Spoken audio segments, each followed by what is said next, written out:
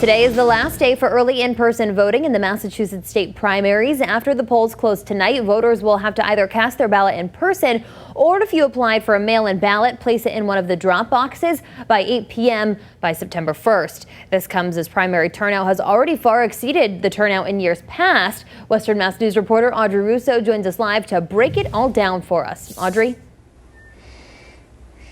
So primary day hasn't even happened yet. It's still 4 days away. And just to give you the sheer number of votes that have already been cast using these early systems, the turnout for the state primary of this year has already superseded the primary totals for the years 2008, 2012, and 2016, all of those presidential election years.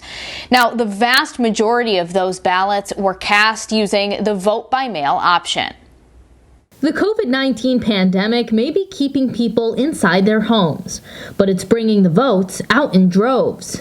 Governor Charlie Baker signed into law the vote-by-mail option to keep crowds down at the primary polls on September 1st.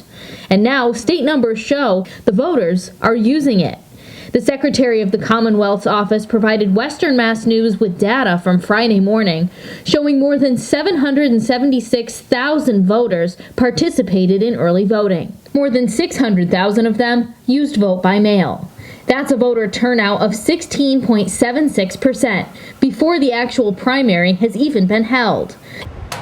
That far surpasses the average contest held during a presidential election year, and it approaches the average turnout rate for primaries held when the White House isn't up for grabs. 2 years ago, for example, there was a really competitive race in the 3rd District of Massachusetts.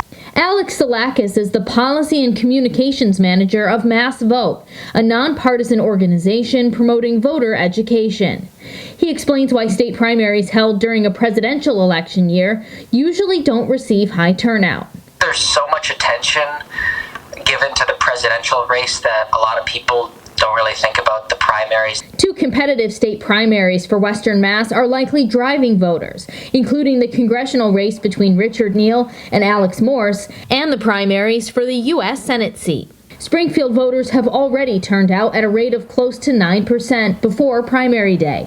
In 2016, the whole primary race only brought out around 13% of voters. With COVID-19 sparking so much discussion of what life will look like after the pandemic, Salakis says he supports vote by mail becoming a permanent part of the new normal. If you look at a system where voter turnout is highest, that's the type of system you should be replicating. I mean, it's terrible that a pandemic has to expose the flaws in our system, but the flaws are there. Now, officials with the Secretary of the Commonwealth say it's likely they'll discuss the continuation of the vote-by-mail process when they meet with the legislature next year. However, they say all of the changes that they've made, or nearly all of the changes that they've made to the laws regarding vote-by-mail, are set to expire on December 31st. Reporting live, Audrey Russo for Western Mass News.